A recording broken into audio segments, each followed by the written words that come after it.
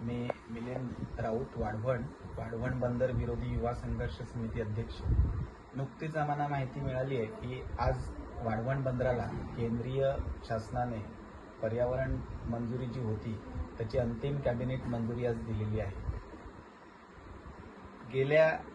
6 महिन्यापासून आम्ही पाहतोय की अनेक न्यायालयीन प्रकरणे न्यायप्रविष्ट असताना व वाढवण बंदराची जी काही पब्लिक हिअरिंग घेतली ती पब्लिक हिअरिंग अक्षरशः जनतेने तिच्या विरोधात निर्णय दिलेला असताना सुद्धा, बंदराच्या विरोधात निर्णय दिलेला असताना सुद्धा त्याचे धादांत असे खोटे रिपोर्ट्स बनवून त्या संबंधाने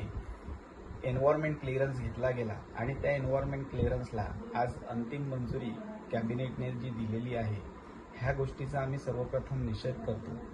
आता न्यायालयामध्ये जी काही प्रकरणं चालू आहेत त्याचंही आमच्या बाजूने कितीसा निर्णय येईल ह्याची सुद्धा आज आम्हाला खात्री राहिलेली नाही आणि यापुढे राहिलेली जी मंजुरी आहे ही ग्रामपंचायत लेवलची मंजुरी आहे आणि ही मंजुरी आम्ही कधीही ग्रामस्थ मिळवून देणार नाही ह्याची आम्ही आज ह्या व्हिडिओच्या माध्यमातून ग्वाही देतो। आणि ह्या प्रकल्पामुळे जे काही इथल्या स्थानिक भूमिपुत्रांवरती अगदी सगळ्यात मोठ्या प्रमाणावरती जो मच्छीमारांचा प्रश्न आहे त्यांचे जे काही इथला स्थानिक मच्छीमार जो भूमिपुत्र अगदी नेस्तनाबूत होणार आहे